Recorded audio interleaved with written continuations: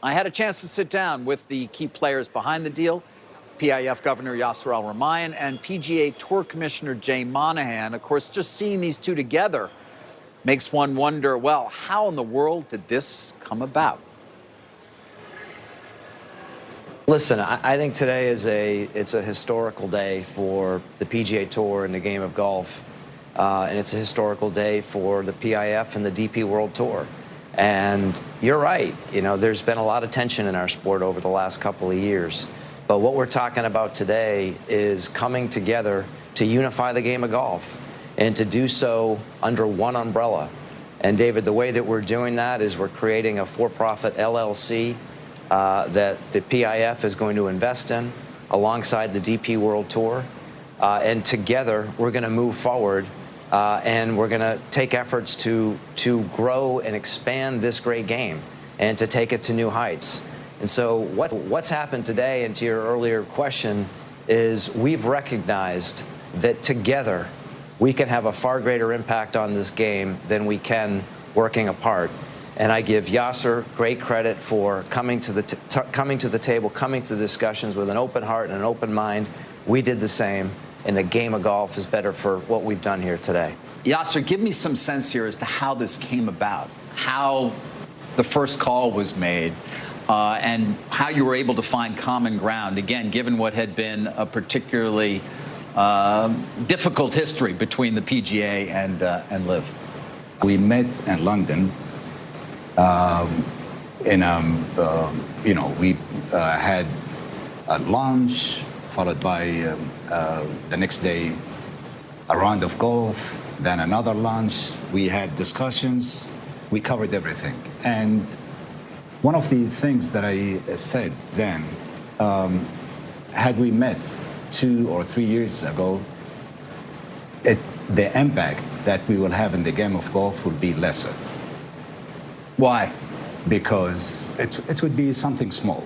But the way we're doing our partnership, it's going to be really big in many senses. We will have both LIV and the PGA Tour, in addition to all of our assets, and we will be investing in the growth of the game of golf and doing many new things that I think will have a better engagement from the players, the fans, the broadcasters, the sponsors, everyone else. And hopefully to even give a better access for more and more people to the game of golf. The way we would love to make the game of golf very much accessible, just like any other sport, just like football, basketball, any other sport. Mm-hmm. Mm-hmm. And that's what we don't have right now and today. Right. Well, Jay, from your perspective, when you had a meeting, Jimmy Dunn obviously had this meeting, and it kind of went from there. Give our viewers now a sense as to the structure of this. You've talked a bit about the fact that you're a nonprofit, but you're going to create a for-profit. Correct. You're going to merge, essentially, correct, yes, and be a for-profit company, correct? Yes. So the C6 still stays in place, and out of the C6, we'll continue to operate our tours. We'll put our player retirement plans and assets there. So that stays in place. I think it's very important. One of the things that's important to both of us is every single week we're playing tournaments, we're making a huge impact in the communities where, we're invited guests. That continues. And at the C6 level, you take the assets of the PGA Tour, the PIF's assets, and LIV, and with the Asian Tour and the DP World Tour, take all those commercial assets, drop them down into that for-profit LLC. This is early. We're going to go through an evaluation of all of the businesses, and the PIF will invest in NewCo. And importantly, as Yasir is quick to point out, there'll be an additional investment in growth initiatives. And that's what's really exciting here. Yasir, we're talking about potentially billions of dollars being invested from the PIF, correct? Correct. Over what period of time? That's an excellent question. So the first step is today. The second one is the definitive agreement. Then we are creating the board, and the governance of the whole thing is we will evaluate every proposal that will come to us at the board level. So whatever it takes. That's how much is the commitment that we are committed for. Do you expect to consolidate all these other entities as well? Are you creating one entity for global golf, essentially? Exactly. That's the idea. And the potential there is really big. I mean, if you look at the size of golf, monetary-wise, it's about 100 billion today. And I think the growth is there.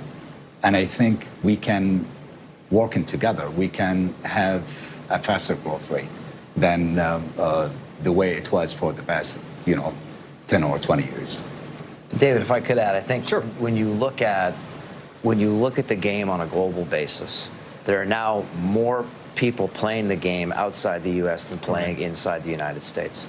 Okay, you look at everything that has transpired in terms of the forms of distribution, Topgolf, and all the other ways that people can interface with our sport. There are now people off-course, more off-course participants than on-course participants, and that combined audience in the U.S. is 48% under the age of 35.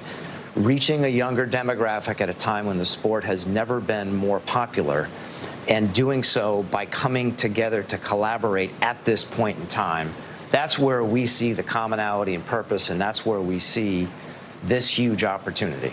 What are your expectations, Jay, for when the public learns about this? The players, the fans. You think they're going to respond positively? I mean, you're describing a scenario under which PIF at some point could have the majority of the economics, correct me if I'm wrong, of this entity. Essentially, the Saudis people will say, oh, they control golf around the world. I'm just curious as to what you think the response is going to be. Well, listen, a lot of people have been reading about the tension. And that we've talked a lot. And I said previously that we were going down our path, they were going down theirs. And today, that tension goes away. The litigation is dropped. We're announcing to the world that on behalf of this game, we're coming together. And it's less about how people respond today, and it's all about how people respond in 10 years. And when they see the impact that we're having on this game together, there will be a lot of smiles on people's faces, and there'll be a lot more people playing this game all over the world. And if you're a young player that wants to get to the highest level of the game today, you'll be more inspired than you've ever been before. What is it with the Saudis in sports? What do you see in terms of it? You clearly value this idea of these global franchises. I've talked about, WWE or F1, just in terms of the interest there. Not to mention, of course, what we call soccer, the rest of the world calls football. Because it's a ball and a foot. I get it. That's why football. You're right. We're wrong. But anyhow.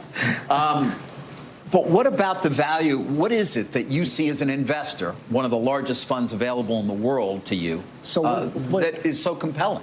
What's going on right now is in Saudi is unprecedented anywhere else in the world.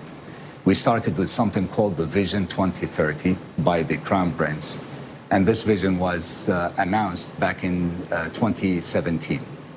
PIF is one of the major components of this vision. Now, at the PIF, back in 2017, we issued our first 5-year document, which is called Vision Realization Program. We put all of our aspirations and targets and objectives and KPIs, and by the end of 2020, we achieved all of these targets, the job creations, the GDP contributions, the sector developments, and everything else. Back in January 2021, we issued the second Vision Realization Program. And by the way, it's a public document. It's on our website. Anyone can have access to it.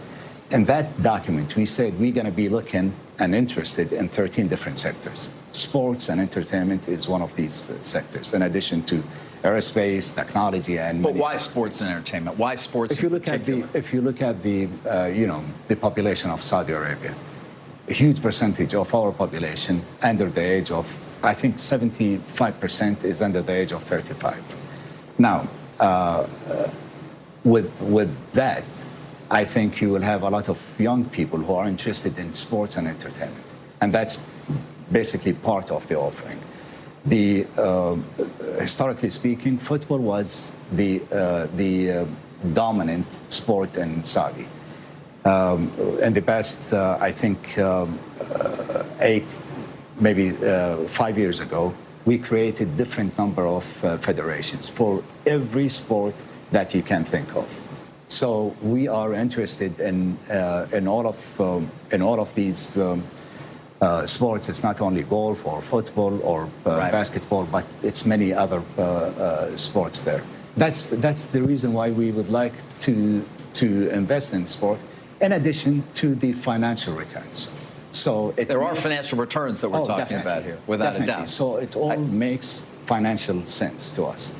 And that's the only way going forward. We don't like to subsidize things, but we would like to have it sustainable. So you think the billions that you'll be investing in this new entity are going to generate a significant return? That's the whole idea. Why? Listen, PGA Tour has been around since 1968. I mentioned to you earlier our model. We're transitioning from a C6 to a C6 plus a for-profit LLC. This is an opportunity we've never had before. And to have this capital at this point in time, with the strength of this game, there's so much opportunity. And it's opportunity we have not been able to activate, but we will now. And we're going to do it in a highly disciplined, rigorous way. And when you look at our sport, the PGA Tour has never been stronger than it is right now. And it's strong because of the way our players continue to compete, the legacy-driven, pro-competitive model. There are different ways to interface with our sport. To come together and do this together with DP World Tour, PIF, and other organizations as we move forward creates opportunity at scale that we haven't been able to see or do. So it will produce an investment return. Otherwise, we would not be here right now. Right. That is and you the think whole that point. any issues at all moving from that not-for-profit to for-profit? You think you're going to any, again, pushback at all? Or? I don't. I mean, I think you look at our membership organization and the way that we treat our members doesn't change at all. Right.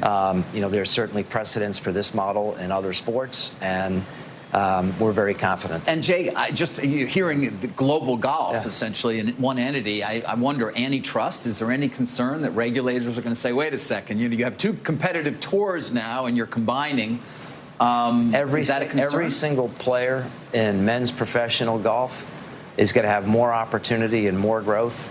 As we look to contribute to the women's game, I would expect the same. And as an industry, we're going to grow our industry. So I think this is all a positive on that front. What happens to players on LIV now? Will they eventually be able to play? Listen, how does that work when you're part of their tour and not yours?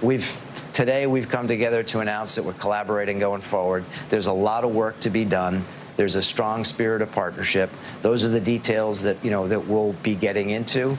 But ultimately, the world needs to know that the PGA Tour, PIF, DP World Tour have come together, and the tension's gone, and these are things that we're going to solve together. And the litigation's gone as well. Mm-hmm. A couple final questions here. Television rights. I mean, if you were successful here, it would seem as though you can negotiate sort of a different kind of a package. Is that true, or what does it mean in terms of the rights here if you are successful in sort of putting it all together? I think these are the kind of discussions that we'll have going forward once we have identified, step back, evaluate the PGA Tour, LIV, the DP World Tour, identified the path and plan forward. It's going to create opportunities across the media landscape. And we've got great media partners. I know they're going to be excited about this announcement today.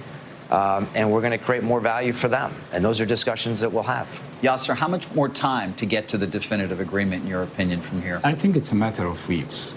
We have agreements on, the framework, which is an excellent first step. And it all depends on just finalizing many things, including the evaluation. Once we get that in, I think it's just a matter of weeks. We're going to get that done. You're going to get it done. Yes. You guys are both confident. This is not some memorandum of understanding that we're going to have a big announcement around and then never see the definitive. Next time we're together with you, we're going to be talking about what we've done and more specifically about where we're going.